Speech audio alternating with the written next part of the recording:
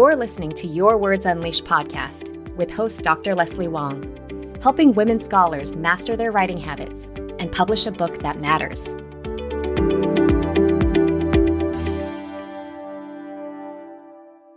Today, I'm happy to be speaking to Dr. Emily Roberts. Emily is a personal finance educator specializing in early career PhDs. Through her business, Personal Finance for PhDs, she equips graduate students and postdocs to make the most of their money. She gives seminars at universities and for associations, interviews graduate students and PhDs on her podcast, and creates courses and workshops on taxes, investing, and more. Emily holds a PhD in biomedical engineering from Duke University and lives in San Diego with her husband and 2 children. So I first met Emily back in 2022 when I appeared as a guest on her excellent Personal Finance for PhDs podcast. At the time, I was still in my faculty position and taking serious steps to become a full-time coach. When she interviewed me about building my business, I didn't even know that I would be leaving academia just a few months later. Then we reconnected again just a few months ago, when I appeared on her podcast a second time to give an update about my business and approach to finances now that I'm almost 5 years in. I really believe that financial literacy is one of the most important skill sets that academics can have. But money can be an extremely taboo topic that many people try to avoid thinking about altogether. Junior scholars in particular need to learn how to handle their finances. And since Emily specifically helps grad students and postdocs, I thought it would be great to talk about financial habits that can set people up for success throughout their careers. So Emily, thanks so much for being here today.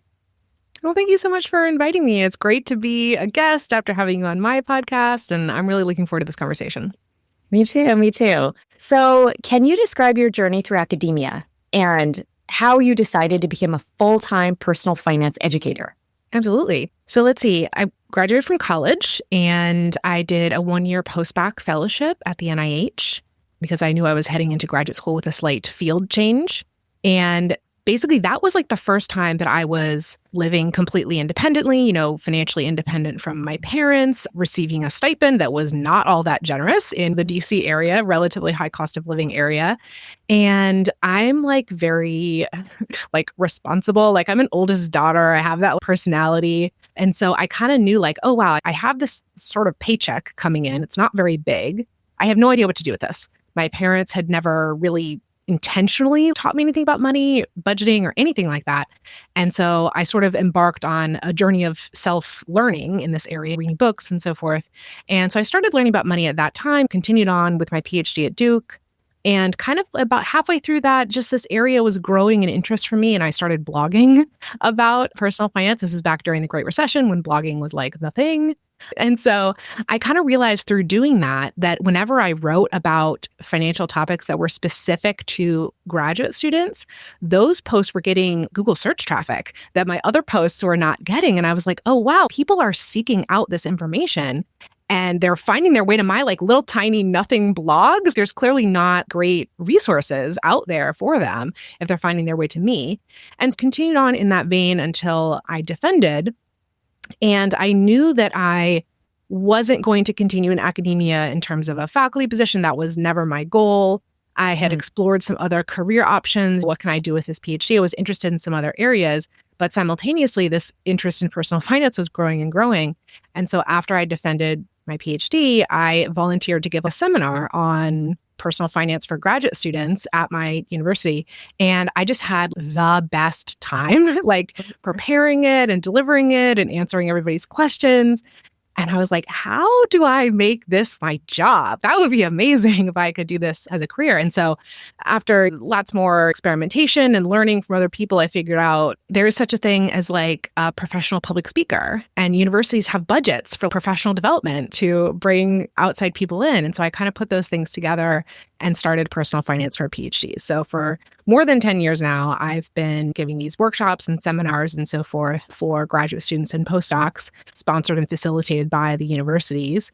And have grown a lot more in my understanding of personal finance and how it applies to this population. But basically, I was in academia for as long as it took me to get a PhD, and I have been out since then.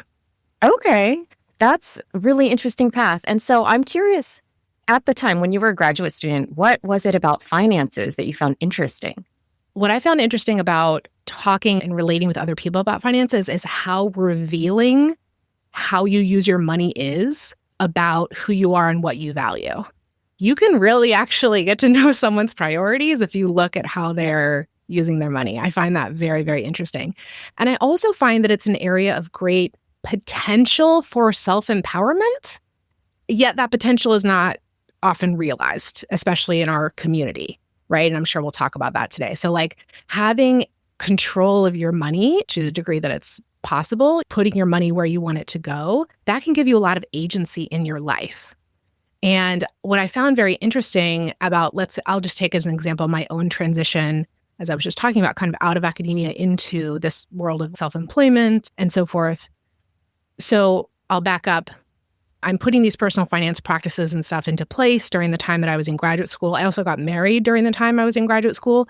My husband is also a PhD. We defended at the same time. And so we were living on 2 stipends together in Durham, North Carolina. And so we were like saving and investing kind of a lot for graduate students as these things go. And by the time we defended, we had a combined net worth of over $100,000. Oh, wow. Which was a lot for that stage, right? Oh, yeah. And what I didn't realize, that's all kind of good if you're just looking at numbers. That's cool. Ooh, milestone, that's cool.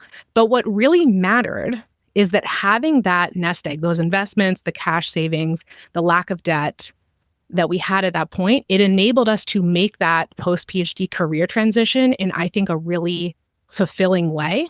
I got to take a pay cut from what I would have been doing had I gotten a regular type of job with my PhD and continue on the self-employment path, which I obviously find very fulfilling, and the income increases over time. My husband, similarly, probably was going to go for more stable positions, I would say, but he ultimately was hired by a startup, a biotech startup, where they were doing exactly a great application of his PhD research. He really got to stay in his same research area, which he loved. And it was so rare to find that. Going into a startup, we would have been really nervous about that had we not had any emergency savings to weather an unemployment situation, right? So having that financial nest egg enabled us to sort of go for it, like in both of our careers. And I just want that for all PhDs who have put so much into their career development. Wouldn't it be a shame if your finances were the thing that was holding you back from your dreams, right? In your career and in your life. So that's why I'm so passionate about this subject. Yeah, thanks for sharing that. That's a super empowering story. And I do think finances are the thing that holds so many people back. So what do you think is unique to academia when it comes to financial challenges? What do your clients struggle with the most? Okay, first and foremost, it has to be said that academia itself imposes and teaches you unhelpful mindsets regarding money. Whether they're true or not, I don't know. That's for you to judge. But some of these mindsets can be really hindering when it comes to managing your own money. And that's mindsets around, well, money is evil or money is beneath you, right? You should not care about money because you have these lofty thoughts or whatever. It certainly involves limiting beliefs around how much you can make and what you can do with that and what kind of lifestyle aspirations you can have. It certainly involves scarcity mindset. I want to draw a little bit of a distinction here because scarcity is real in our world, in academia, and funding. It's absolutely real. And sometimes limits are real. And sometimes we have things that are a higher priority for us than money. All those things are true. But the real external, like in the world, barriers that you face to having success within your money can be compounded by having a negative or unhelpful mindset. So at least working on your mindset to be more empowering around money can help you to navigate around or overcome or avoid those actual real barriers that you face. Does that make sense? Because just quick example, if you believe in scarcity everywhere and always, you'll never apply for funding. So like you have to have a mindset that like it's possible for you to win that grant or win that fellowship or the award or whatever. You have to have that mindset to even try to be successful in that area, even though scarcity is real, right? So like you have to kind of balance those things. And I think also on top of even trying, I think sometimes people try, but they don't try 100%. And for example, when I taught at UMass Boston, there was an internal grant of $7,500 that most faculty were sort of guaranteed every 3 years. And I remember there was a senior faculty member who told me she had applied for this, but she asked for something like $6,500. And I asked why she didn't ask for the full amount. And it was something like she didn't want them to think she was greedy, or like asking for the full amount meant something about her character. And it never had crossed my mind to not ask for the full amount. So it seemed like it was more about worthiness in that moment. And I think that can also be one of the limitations that academics can face when it comes to finances. What do you think? Absolutely. Totally agree. Even just keeping within that area of applying for funding. Yeah, if you don't have confidence that you're a good contender for that award, like you're not going to put your hand up, you're not going to put your name forward for it. And actually, I had a really interesting interview with Dr. Sam McDonald on my podcast several years ago, who at the time was a graduate student at UC Irvine. And she talked about how, based on sort of some snide comments and chatter from her peers in her program, she actually started self-limiting on what she was applying for because she was winning all these fellowships and grants and she had all this funding. And she started thinking and sort of hearing-ish from people like, you shouldn't apply for more, you already have enough.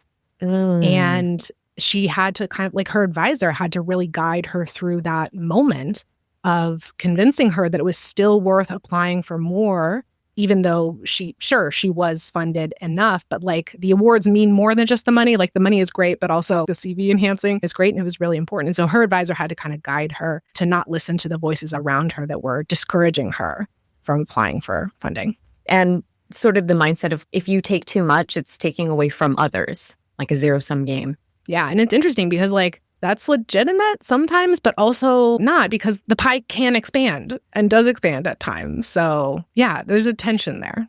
Yeah. So when it comes to mindset, how do you reframe some of the scarcity mindset or some of the limiting beliefs? So I think it can be about breaking out from the sort of circle of voices that you've been listening to and expanding your mind and the realm of possibilities. So like listening to other people, maybe it's even in a slightly different field, something adjacent to your own, that have a more positive mindset about this. So yeah, having other voices around you, looking for counterexamples. If you think you have this limiting belief about something, challenge yourself to find an example that counters that limiting belief. Because if there's one exception out there, maybe you could be the next exception, right? And specifically in the area of money, I would say listening to people who are not in academia. Okay, so I'm like a bridge for you, right? Like I talk about money, but my audience is academics. But even going beyond that, finding other authors or creators within the realm of money that are inspiring to you, that you relate to in some way, who are not in academia, and listen to them.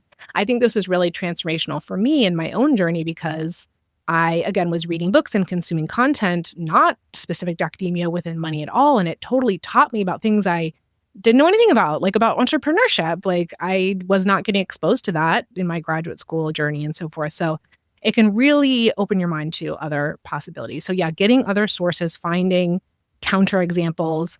And honestly, like at different times in my life, I've used like affirmations. Like some people think they're really cheesy. I think they're kind of cheesy. But I also think that they worked for me at different times in my life. So just like doing a little bit of that self-talk of pumping yourself up and encouraging yourself to go after, naming what you really want and encouraging yourself to go after it. Oh, for sure, for sure. And I think that question of what do I really want is one of the most challenging ones for maybe anyone to answer, but I think especially academics, where it feels like there's always a ceiling on what you can want. And when it comes to things like affirmations, like I credit affirmations with much of my success in the first couple of years of my business, because I had to instill certain new beliefs around what was possible so that I could actually have some milestones to work towards that felt really inspirational to me. They didn't feel like pie in the sky. They felt like if I was able to do that or feel that or be that, I would be so pleased with myself. And listening to those over and over again made a huge amount of difference for me. So I second that. So thinking about grad students, I think a lot of junior scholars really put off dealing with money until they have a quote unquote real job. And that was 100% where my mind was at when I was a grad student and a postdoc, honestly. So what do you think that grad students can do now to start instilling good financial habits, even though they don't have a ton of money? The first thing would be, if this is an issue for the listener, pulling your head out of the sand. Don't do that like ostrich behavior anymore. Like really face up to what's going on in your finances. And there are a couple like specific ways you can do that. One is to create a balance sheet. So a balance sheet is like a written record of point in time record of all of your assets, which is all the things that you own. So that's like balances in your savings account, your checking account. If you own a car, like the value of the car, investment account balances, those kinds of things. And then all of your debts or all of your liabilities, all the current balances on those, the credit card balances on any given day, car loans, student loans, medical debt, all the kinds of stuff on that side of the ledger. So you kind of put that together, and the sum of all of your assets minus the sum of all your liabilities is what's called your net worth. And the first time you do this, it might be a little unpleasant or scary, especially if you haven't been looking at all these components together before, because you may find that you have a negative net worth. That is really common for people who have student loans, right? Right. Super common. And even if you don't have student loans, if you've been very tenuously funded during your graduate journey, you may have racked up some credit card debt or something similar to that. So it's really common to have a negative net worth or a very small positive net worth at that stage of training. But it brings me back to this phrase. It's a common one. What gets measured gets managed. If you look at this and then you have a little bit, again, just raising your awareness, okay, how could I increase this account balance just a little bit over the next year? How could I decrease this debt outstanding by a little bit over the next year? So looking at that full picture, it can also be really great if you have forgotten about any of your like accounts or debts or anything, like just having this one time where you really look hard everywhere, all the little nooks and crannies and corners of your financial world, and figure out, oh, okay, let me pull this over into an account that I use more commonly. Or, oh, I forgot about that debt and I really need to just erase it. It's tiny. I don't want it to go into judgment or anything. So kind of an awareness of all the balances going on in your life. And then I would say tracking spending is pretty important for a graduate student or a postdoc, anyone living on that like constrained income relative to the local cost of living. I think it's a rare person who can get through graduate school in good financial shape without some intentional practices around tracking and budgeting and so forth. But the good thing that you can use kind of like tracking or again, awareness around your finances for is during graduate school, you can start to determine for yourself what you value. Like, what do you really want to have in your life? What do you prioritize spending money on? And even if that's not something that you can totally fulfill on your graduate student stipend or your postdoc salary, it can give you an idea of where you want your spending to go in the future. So I'll give you an example. When I was in graduate school, again, I lived in Durham, North Carolina, which is like sort of a medium cost of living area. But my husband and I determined that we wanted to move to Southern California, which is where I live now. Mm-hmm. So that would happen at some point in the years to come. And so I kind of knew, okay, to have the kind of life in like suburbia in Southern California that I want to have, I know it's going to be really financially challenging because it's such a high cost of living area. So I kind of knew like, I've got to be on my game, like financially, to make it in a high cost of living area like that. So that kind of helped me look forward to being like, okay, all this like budgeting and saving and stuff that I'm doing, there's like a bigger vision here, which is being able to move to this high cost of living area. So kind of sorting out what you value. Do you value travel? Do you value your living space more? Maybe it's privacy or having lovely surroundings. Or maybe you really value spending time with your friends and family, and you'd love to express that in this certain way. You can't do that right now during graduate school because you don't have enough money, but later on you want to spend on being able to spend time with your friends and family. So you can kind of start to figure that out. Even if you can't have a full like embodiment of all those priorities at the moment, you can start looking in that direction and figuring out what you want to do later.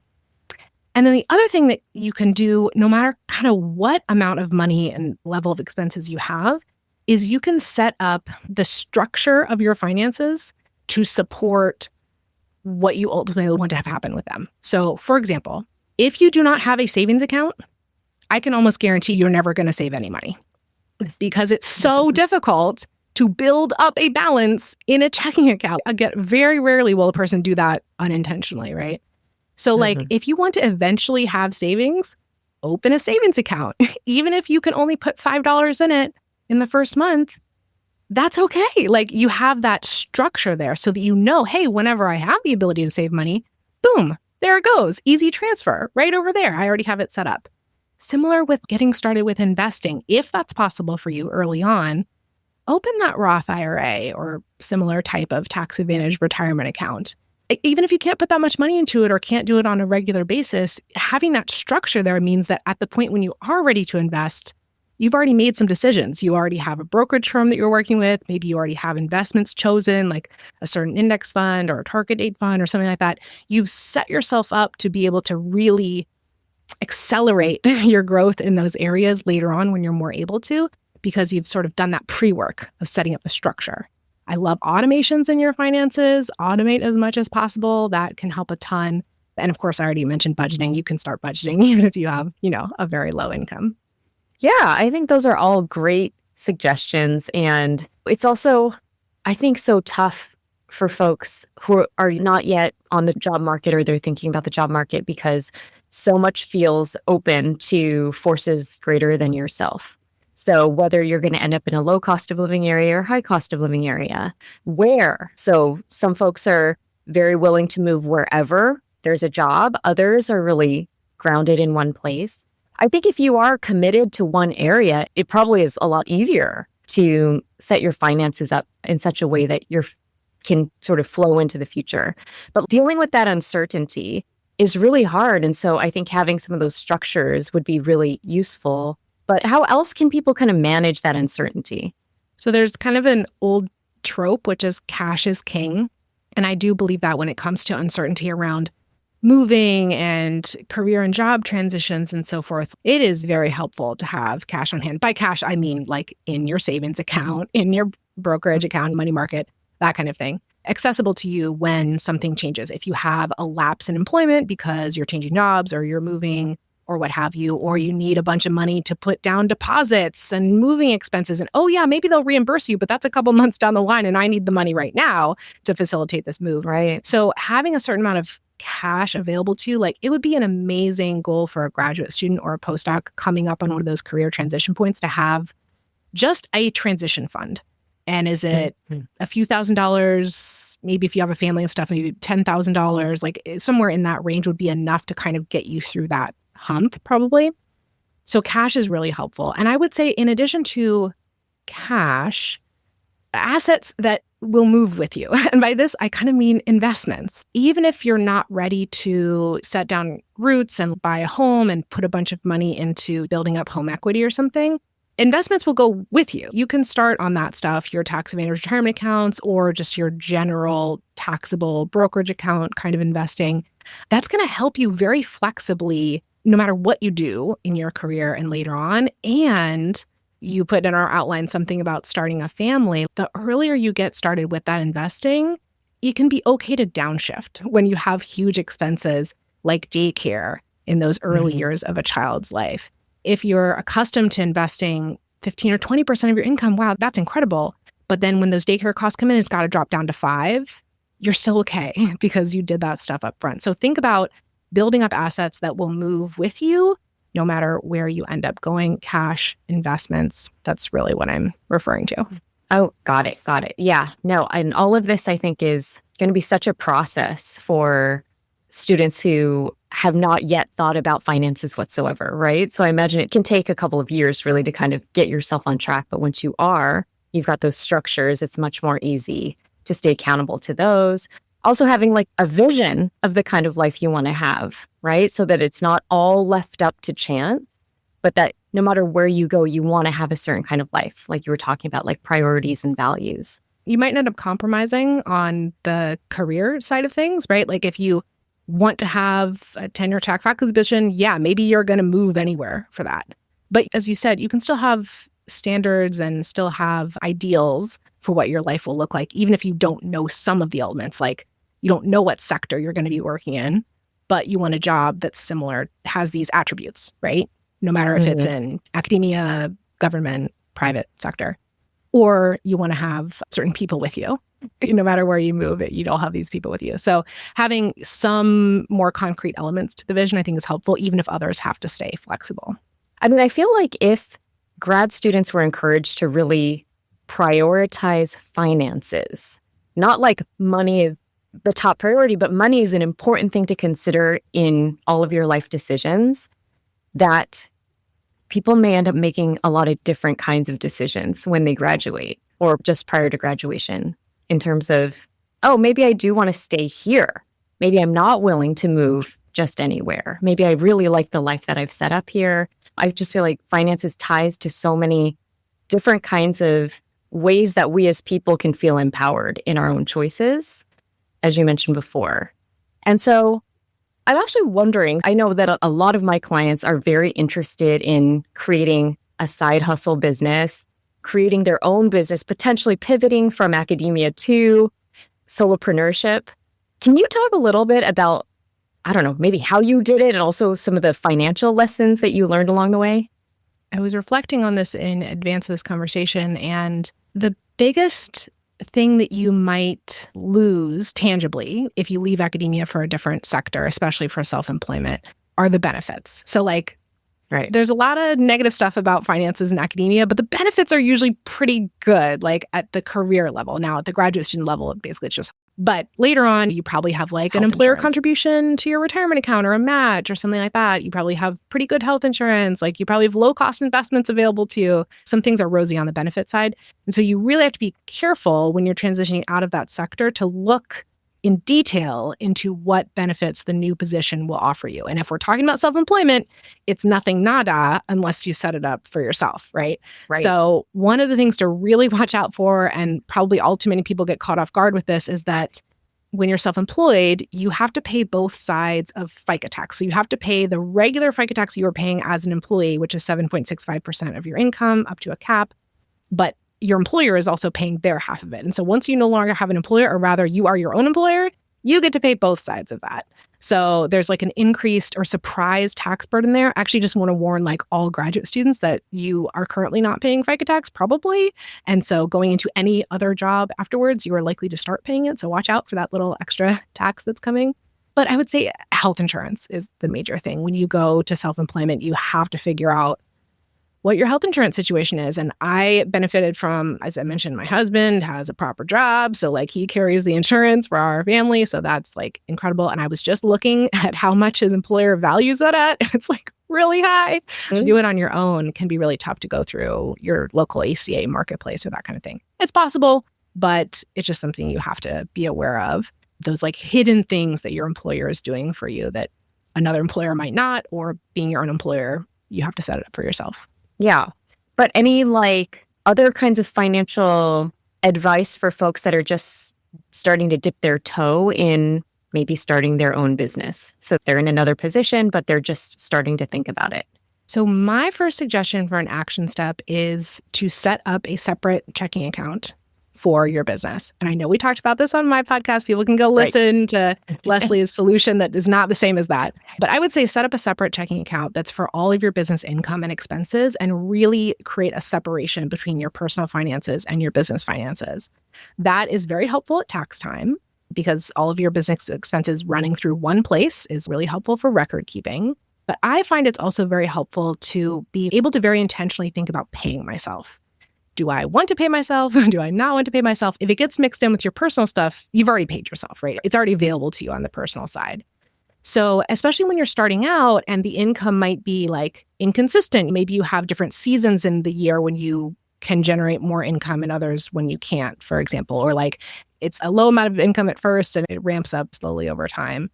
I think that's much easier managed when there's that separation between the business and the personal.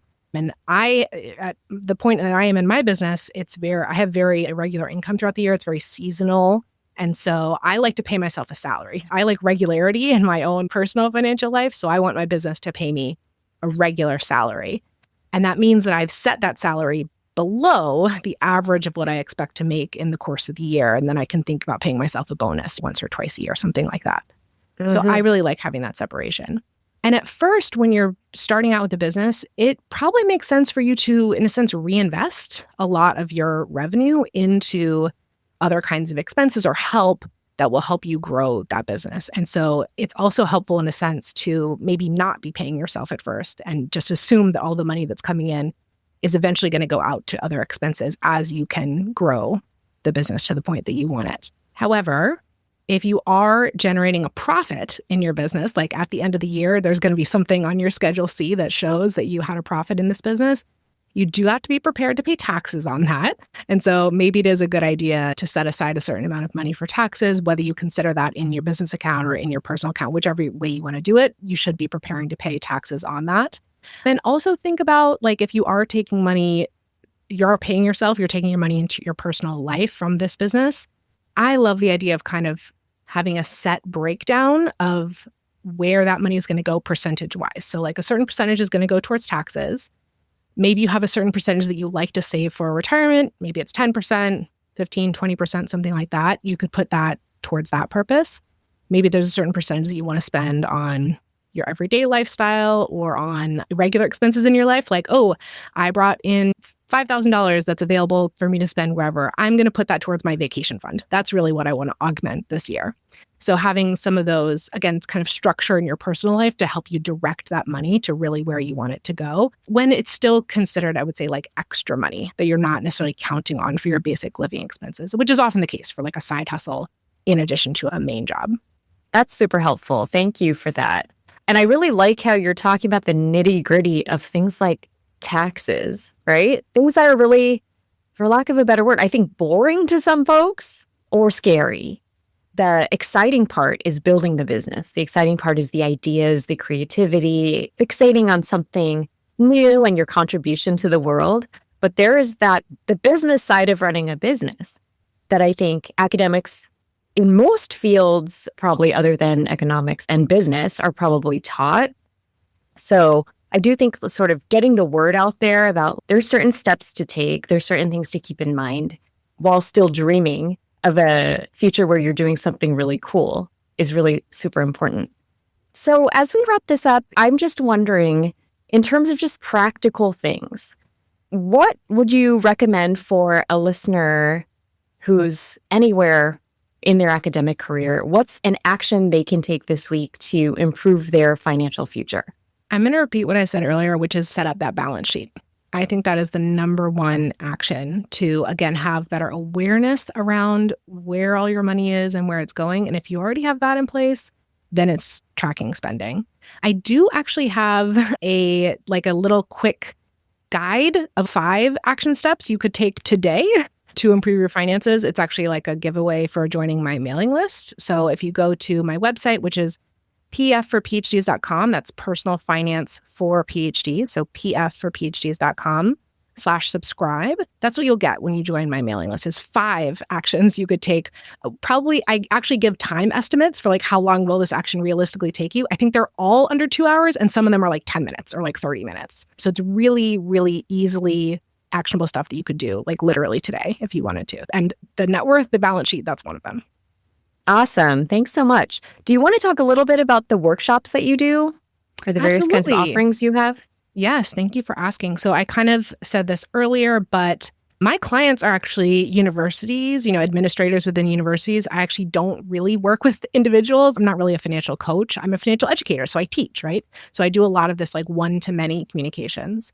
So yeah, usually it's people who work in professional development within graduate schools or postdoc offices. That's like the typical person who I work with. So if you're at an institution and you haven't seen me there or, seen a webinar or, something from me come through, I would absolutely love it if you would recommend me. Again, I'm Dr. Emily Roberts, personal finance for PhDs within professional development and sometimes financial wellness. If you have a robust financial wellness office at your university where they do serve graduate students, because a lot of them don't really primarily serve graduate students.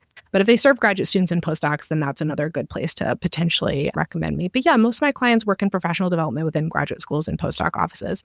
So the workshops that I do are on all kinds of topics, but like I would say the most popular one right now is on setting financial goals. So when you have you have a graduate student stipend or you have a postdoc salary and it's pretty limited, but you have a little bit of an ability to save. Like I can save $5 a month or $50 a month or whatever it is. Where should you direct that? Because I think answering that question is so crucial for people who have that very limited ability to save. I think you should really want your money to work hard for you. So where is that money going to work the hardest? And the answer could be an emergency fund. It could be targeted savings accounts, which I just touched on a bit, but didn't use that term. It could be investing. It could be repaying certain kinds of debt. And so that workshop helps you figure out with my guidance what you should prioritize in terms of your next financial goal. So that's the most popular one that people are booking right now. Another popular area is taxes. As you mentioned earlier, it's boring. It's a difficult area, but graduate students and postdocs have different questions around taxes that aren't typically very well supported or answered by commercial tax software, for example, or your run-of-the-mill garden variety tax preparer wouldn't be able to handle questions around fellowships typically. So that's the kind of stuff that I specialize in. I really try to translate and apply this general personal finance, knowledge and education into the specific scenarios that graduate students and postdocs encounter. That's so useful. I wish you were around to give me advice when I was in grad school. So I'm so glad you're doing this work. And so how can listeners connect with you? Yeah, honestly, the best way is to join my mailing list. I'm not really present on social media these days. So the page that I mentioned earlier, pfforphds.com/subscribe, that puts you on my mailing list. That means that you are notified when I put out new podcast episodes, which I do about every other week, or make new articles or have new offerings or just any news that's going on within the business. You'll get that through the mailing list. So that's the best place. Yeah. And also your podcast. Yes. If anyone's a podcast listener, you got to be a podcast listener if you found me here, right? Please subscribe. The podcast is also called Personal Finance for PhDs. And so, just please subscribe on whatever podcatcher. And I do almost all interviews with either PhD students or postdocs or PhDs later on in their careers. And I really love it. And I learn a ton from my guests and I incorporate what I learned from my guests into my teaching. So it's really this wonderful feedback cycle. I really, really highly recommend Emily's podcast. I think that it is an incredible resource. And at this point, there's so many episodes. I feel like you probably cover every single possible topic when it comes to finances for grad students and postdocs. If you search the episodes and you don't find something that you wish I were talking about, volunteer to be a guest because I'm always looking for more guests and different perspectives. Awesome. Emily, thank you so much for providing such important financial insights for listeners. People go to her website, listen to her podcast. She's going to give incredibly useful tips and strategies that will help you whether you're a junior scholar or much further into your career. Leslie, thank you so much for having me on, for giving me this opportunity to speak to your audience, for asking these wonderful questions. I had a great time. Me too. Thanks so much and take care until next time.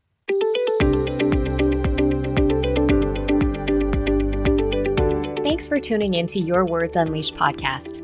If you enjoyed this episode, please share it with other writers or leave a rating and review. To find the full transcript and catch all the latest from me, check out my website, yourwordsunleashed.com. I'll talk to you next time. Happy writing!